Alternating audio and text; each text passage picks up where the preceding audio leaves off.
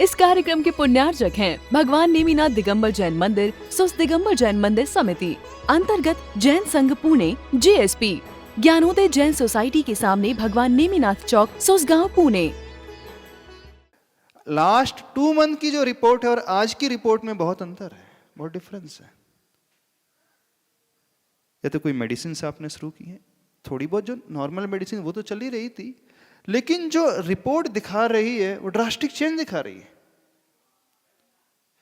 बोले मैं सिर्फ इतना ही करती थी, मैं इमेजिन करती थी कि मेरी बॉडी में कुछ ऐसे ड्रैगन्स आ रहे हैं जो कैंसर के सेल्स को खाते जा रहे हैं। और इसका इफेक्ट ये रहा कि धीरे धीरे मैं स्वस्थ होती चली गई। और रिपोर्ट बिल्कुल रिपोर्ट दिखा रही, यानी जैसी हमारी थॉट प्रोसेस होने लगती है उसी के अनुसार हमारी बॉडी भी रिस्पॉन्ड भी करने लगती है एंड रिएक्शन भी करने लगती है। जब एक फियर का भाव पैदा होता है तो हमारी बॉडी अपोजिट डायरेक्शन में रिएक्ट करने लगती है। और जब हम एक अच्छे भावों से अपने आप को भरते हैं, कॉन्फिडेंस के भाव से अपने आप को भरते हैं, तब हमारी बॉडी पॉजिटिवली रिस्पॉन्ड करती है। The difference between reaction respond, जब आप कोई मेडिकल ट्रीटमेंट लेते हो तो डॉक्टर बोलता है this medicine is responding very well to your body, और जब वो ट्रीटमेंट ठीक नहीं बैठता है तो डॉक्टर कहता है मेडिसिन इज रिएक्टिंग। जो रिएक्शन है वो थोड़ा सा अपोजिट सेंस में जाता है और रिस्पॉन्डिंग इज पॉजिटिव सेंस में जाता है। तो जब हम अच्छी फीलिंग से भरते हैं तो हमारी बॉडी उसी के अनुरूप रिस्पॉन्ड करने लगती है। और जब जब हम फियर ऑफ डिजीज, वो वेदना का भय, कल क्या होगा उसका भय, जब ये पैदा होने लगता है तो हमारी बॉडी थोड़ी अपोजिट डायरेक्शन में रिएक्ट करने लगती है। उसने बहुत अच्छी बुक लिखी है, लुइस हे, शायद यही ऑथर का नाम यही ना, Louise Hay, you can heal your body. और उसने सिर्फ हील करने के रीजंस दिए हैं, और जो डिजीज पैदा होती है उसके भी साइंटिफिक रीजन दिए हैं। विदाउट एनी रीजन डिजीज हमारी बॉडी में पैदा होते ही नहीं, चाहे वो कैंसर हो, हार्ट का हो, कोलेस्ट्रॉल हो, बीपी हो, शुगर हो, सर्वाइकल हो, अथवा नीज पेन हो, लंबर स्पॉन्डाइलाइसिस हो, कितने भी साइटिका जो भी होते हैं, हर एक डिजीज के उन्होंने एक रीजन साइट किया कि because of this thought process ये वाली डिजीज होती है। एक एक डिजीज के लिए उसने मेन रीजन, और जो मेन रीजन जो निकल करके आया है उसमें एक होता है फियर, और एक होता है ईगोइस्टिक की भावना, और एक होता है बहुत ज्यादा एंगरनेस। 3-4 ऐसे ही कारण आते हैं, और जो निगेटिविटी से जो भर जाता है, वरी 4-5 बस यही रीजन है, इन्हीं के इर्द गिर्द सारी डिजीजेज जो हैं पैदा होती हैं, बिल्कुल इन्हीं के इर्द गिर्द। और उसमें सबसे बड़ा एक रीजन निकल के आता है फियर, भय। वो भय अभी है नहीं, जो भविष्य में होने वाला उसका भय। और उस फियर के कारण बहुत सारी बीमारियां पहले ही हमारी बॉडी में इस प्रकार की सिम्टम्स देने लगती हैं। हमारी बात कुछ समझ में आ रही है कि नहीं समझ में आ रही? बहुत बड़ा फियर है, फियर ऑफ डिजीज है ना, रोग का डर, कहीं हमें कोई बीमारी ना हो जाए। कौन सी बीमारी क्यों ना हो जाए? बोले जो बीमार पेशेंट नजर आता है बस उसी का डर हमें भी लगने लगता है। कौन सा पेशेंट नजर आता है अभी आजकल? कौन सी डिजीज सबसे ज्यादा नजर आ रही है? हाँ, कैंसर, और किडनी फेलियर, और हार्ट की समस्या। जितनी भी मेजर बीमारी, छोटी मोटी तो उसकी बात नहीं कर रहे। बिल्कुल हमारी बॉडी हमारे माइंड के अनुसार चलती है। एक डॉक्टर ने हमसे बहुत अच्छी बात कही थी, हमारे शरीर में बीमारियां, आयुर्वेदिक डॉक्टर ने कही थी, पेट से पैदा होती। आयुर्वेद कहते हैं ना, पेट इसका खराब रहता है, वहीं से सारी बीमारियां पैदा होती हैं। उस डॉक्टर ने ये भी कहा था, our intestine is the second brain of the human being. हमारी जो इंटेस्टाइन है, हमारा जो स्टमक का एरिया है, पेट का एरिया है, बेसिकली वह भी एक सेकंड ब्रेन है।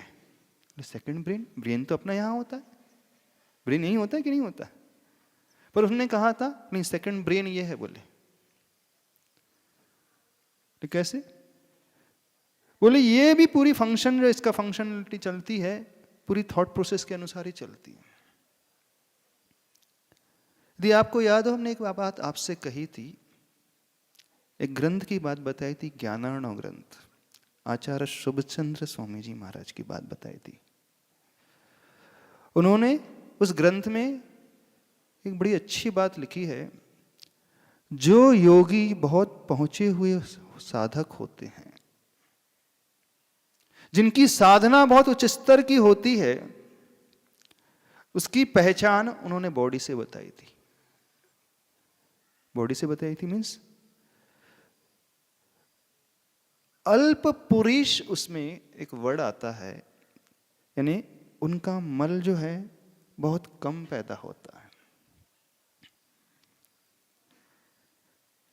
हमारे तीर्थंकर भगवान का वर्णन आता है कि तीर्थंकर जो होते हैं, उनकी बॉडी में कोई मल नहीं पैदा होता है, पसीना नहीं आता है, मूत्र पैदा नहीं होता है। उनका बॉडी, उनका शरीर बिल्कुल ऐसा ही होता है। और आचार्य शुभचंद स्वामी जी ने कहा कि जो योगी जितना बड़ा साधक होता है, उनके शरीर में मल बिल्कुल कम पैदा होता है। अब क्वेश्चन ये उठता है, साधना एक अलग क्षेत्र है, वो सारी मन की प्रणाली पे चलने वाली चीजें है।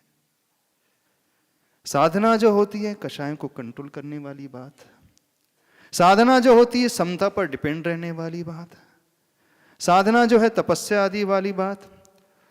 और उसकी आइडेंटिटी वो किससे कर रहे हैं, उसकी पहचान वो किससे कर रहे हैं? बोले अल्पमल। बोले डायरेक्ट रिलेशनशिप है, बोले दोनों में। यानी जो व्यक्ति जितनी अच्छी मानसिक विचारधारा का होता है, जिसकी मेंटलिटी जितनी स्ट्रांग पावरफुल होती है, उसका डाइजेस्टिव सिस्टम उतना ही पावरफुल होता है। यानी हमारा ये ब्रेन अच्छे से काम कर रहा है तो हमारा सेकंड ब्रेन अच्छे से काम करता है। समझना? जब हमारी सोच अच्छी होती है तो हमारी सोच भी अच्छी होती है। बिल्कुल वो डायरेक्टली प्रोपोर्शन है पूरा। नहीं, जो व्यक्ति जितनी अच्छी विचारधारा को पॉजिटिविटी से भरा हुआ है, समता परिणाम से भरा हुआ है, हमेशा प्रसन्नता में, आनंद में रहता है, जो हमेशा निर्विकल्प रहता है, जिसे कोई टेंशन नहीं होता है, कोई भय नहीं सताता है, तो उसकी हमेशा समता मेंटेन रहती है। और जब समता मेंटेन रहेगी, वो इक्विनिटी के फेज में रहेगा, तो उसका ये एरिया पूरा स्टमक रीजन, जो इंटेस्टाइन वाला रीजन है, वो हमेशा प्रॉपरली वर्क करेगा। और जिसका डाइजेस्टिव सिस्टम जितना प्रॉपरली वर्क करता है, जो हमारा इंटेक होता है फूड में, वो पूरा का पूरा रस तक कन्वर्ट हो जाता है। जो ये 7 रसों की यात्रा आयुर्वेद के हिसाब से होती है, अन्न, फिर रस, रुधिर, मांस, अस्थि, मेज, मज्जा और वीर तक की जो यात्रा होती है, वो हमारा लिया हुआ इनटेक फूड जो है लास्ट पॉइंट तक पहुंच जाता है, यानी वो एनर्जी के कन्वर्जन को रूप में आ जाता है। और जिसकी थॉट प्रोसेस जितनी वीक होगी, कषायों से भरी रहेगी, वो भय से, फियर से भरा हुआ होगा, वह वहां तक लास्ट स्टेज तक पहुंच ही नहीं पाता है। जो भी लिया वो डाइजेस्ट प्रॉपरली नहीं होता है और वेस्टेज के रूप में बाहर निकल जाता है। इस कारण आपने कई लोगों को देखा भी होगा जिनकी डाइट बड़ी अच्छी होती है लेकिन शरीर में लगता नहीं, और किन्हीं लोगों की डाइट बहुत कम होती है लेकिन उनकी फिटनेस हमेशा फर्स्ट क्लास बनी रहती। क्या रीजन है इसके पीछे? तो आप सीधे से कहते हो महाराज जी वो तो गॉड गिफ्ट है, उसका शरीर उसे अच्छा मिला है जन्म से, अब हमें तो शरीर ही अच्छा नहीं मिला। नहीं, शरीर जैसा है सो है, लेकिन बहुत ज्यादा हमारी सोच जो है उस शरीर को ढालती है। यदि आप अपनी बॉडी की फिटनेस मेंटेन रखना चाहते हो, अच्छी रखना चाहते हो, तो उसके लिए सबसे ज्यादा आवश्यक है अपनी सोच को अच्छी बनाना सीखो। तो फियर से जितना हम ऊपर उठ करके रहेंगे, एकदम टेंशन फ्री रहेंगे, निश्चिंत रहेंगे, उतना ही हमारी मानसिकता प्रशस्त रहेगी और उतना ही हमारा ये सिस्टम पूरा बॉडी का प्रशस्त रहेगा। तो वो जो योगी होते हैं, साधना करने वाले, हम किन योगी की बात कर रहे हैं? शरीर को सुखाने वाले योगी की बात नहीं कर रहे, बहुत बड़े उपवास वालों की बात नहीं कर रहे, उन योगों की बात कर रहे हैं जो आंतरिक परिणाम को हमेशा मेंटेन करके रखते हैं, जिनका कंट्रोल अपने विचारों पे रहता है, अपने मन में रहता है और सहजता से रहता है, कोई फोर्सफुली नहीं, दबाने वाली बात नहीं, दमन वाली बात नहीं, सहजता से वो हमेशा समता के परिणाम में रहते हैं। तो उनके द्वारा जितना भी लिया हुआ इनटेक होता है वो एनर्जी के रूप में कन्वर्ट हो जाता है और उनका वेस्टेज बहुत मिनिमम होता है।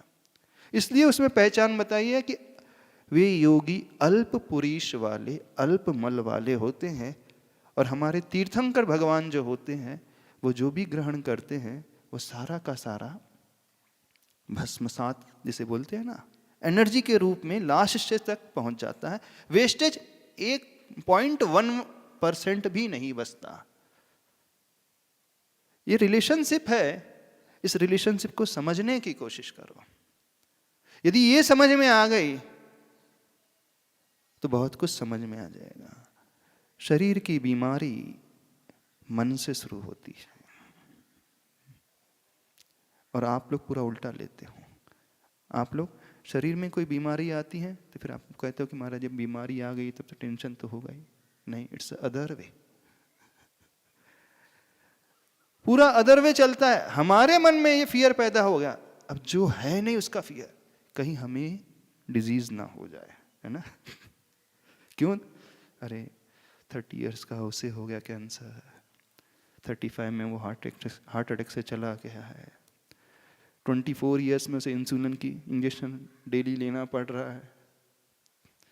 अरे उसे लेना पड़ रहा है, उससे बीमारी हो रही है, तो आप क्यों चिंतित हो रहे हैं? आप क्यों परेशान हो रहे हैं?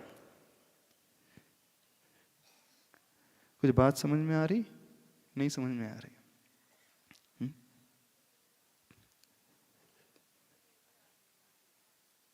अभी बारिश का सीजन है ना, सबके पास अम्ब्रेलास तो होती है ना। अभी क्या हाई अलर्ट है ना पुणे में, हैवी रेन का हाई अलर्ट है ना। कुछ लोग बोल रहे थे महाराज जी अभी बहुत रेड अलर्ट है, येलो के ऑरेंज अलर्ट है। रेड अलर्ट नहीं, ऑरेंज अलर्ट है। तो कितने लोग अम्ब्रेला खोल करके बैठे रहते हैं, घर में भी, अपने बेडरूम में भी, अपने डाइनिंग रूम में भी? क्यों? कितने लोग अम्ब्रेला खोल करके बैठे रहते हैं अपने? अब कोई व्यक्ति अपने घर में छाता खोल करके बैठा है, उससे पूछा भाई क्यों? वेदर फोरकास्टिंग है, हाई अलर्ट है। तो अपनी प्रोटेक्शन के लिए मैं पहले से ही अम्ब्रेला खोल करके बैठ जाता हूं। फ्यूचर प्लानिंग होना चाहिए। इन केस यदि हेवी रेन आती तो आपके पास अम्ब्रेला होना चाहिए। ये तो इंटेलिजेंस ही मानी जा सकती है, लेकिन आप अभी से खोल करके बैठे, ये मूर्खता मानी जाती है। क्या अंतर है दोनों में? अम्ब्रेला कैरी करना चाहिए, अम्ब्रेला रखना चाहिए आपके पास इमरजेंसी के लिए। यदि कुछ होता है तो हम अपनी सेफ्टी कर सकते हैं, अपने आप को बचा सकते हैं। रेनकोट होना चाहिए, लेकिन अब दिन भर ही आप रेनकोट पहन करके बैठे रहो अपने घर में भी, क्या होगा? ये क्या मानी जाती है? मूर्खता। ठीक है, यदि बीमारी आना हो तो आएगी, तो उसके लिए हम कंटिजेंसी प्लान बना करके रखेंगे, इमरजेंसी प्लान बना करके रखेंगे। यदि ये बीमारी आई तो हमारे पास ये डॉक्टर है, इसके ये मेडिसिन है, ये हमारे पास ऑप्शन है अवेलेबल। ये तो इंटेलिजेंसी मानी जा सकती है ना, ये प्लानिंग होना चाहिए। लेकिन यदि आ गई तो क्या होगा? बच्चों को कौन संभालेगा? हाँ, छोटे छोटे बच्चे हैं और पेरेंट्स भी मेरे पर डिपेंडेंट हैं। अब ये विचार आते ही जो 6 साल बाद आने वाली थी, अब टाइम और रिड्यूस हो रहा है समझना, अब वो 5 years तक आने लगा। और आप किसी और व्यक्ति को देख लेते हैं, चिंता भाई और पैदा होने लगा, अब वो और निकट आपके पहले ही आ रही, वो नहीं आ रही है, आप इनवाइट कर रहे हैं। वो नहीं आ रही, आप उसे बुला रहे हो, खींच करके बुला रहे हो। और मैक्सिमम लोग बिल्कुल ऐसे ही, बिल्कुल। कल हमारे पास एक धार्मिक महिला आई, अराउंड 70 years की। अब देखना उसकी हम कुछ केस बताते हैं। उस लेडी का हार्ट जो है हार्डली 20% वर्क कर रहा है अभी, राइट नाउ। हाँ, शायद यही नहीं, दवबिंदु की है वो, कहाँ वो जयेश? हाँ, और ये पोजीशन आज से नहीं है, लास्ट 4 to 5 years से है।